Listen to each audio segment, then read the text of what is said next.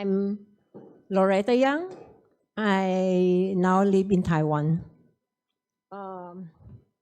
Now I'm going to share testimony from the Word of God in Matthew 14:16. But Jesus said to them, "They do not need to go away. You give them something to eat."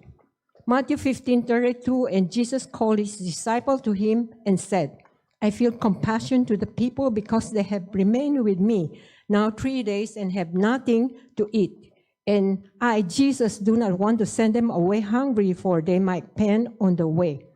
In this passage, we see how compassionate Jesus feels the needs of physical as well as spiritual of the people.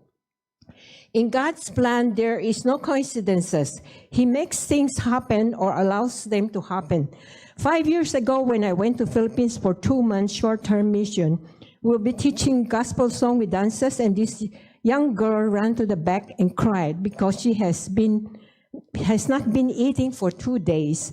Her parents went to the city to look for jobs and then come back.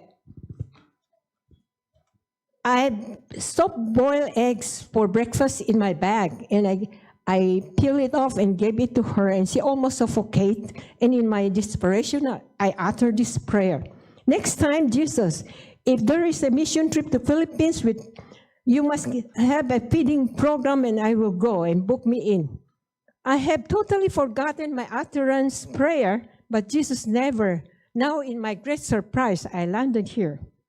John the Baptist said, "Jesus had increased, and I be decreased." Jesus shows us how much he cared for the physical needs of man as well as spiritual needs. If Jesus be increased in me, I must follow his example. We have seen these girls.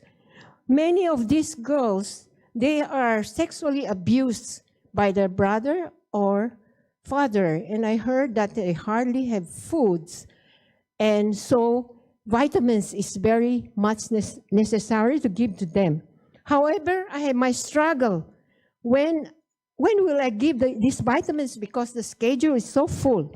And if I was not able to give, I should know that Jehovah Elohim, he knows best, and he knows that these girls need it, and it will be given.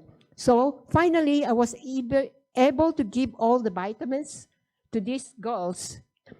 And God's plan, in doing God's way and timing is the best, yet always in a hurry, God's plan done in my way caused regret. I must learn not to run ahead of God, but to listen to his inner prompting. I did not show any picture of the kids.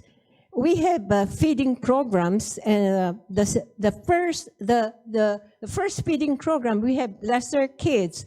But I have no time to give the vitamins, and so I was in a hurry, and I give 2 big bottles of vitamins to the pastor of that first feeding. And then now we have the second feedings, and the second feedings have more kids.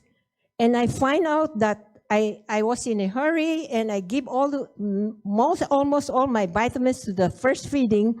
And now many of these kids come with their cup to ask for vitamins, and at the end, more than half did not get it. And so I learned a very good lesson that God's plan should be done in his own way and in his own timing. If God's plan done in our own way and in a hurry, and it's our timing, we will regret. And when I see the disappointment in the children's face, I regret.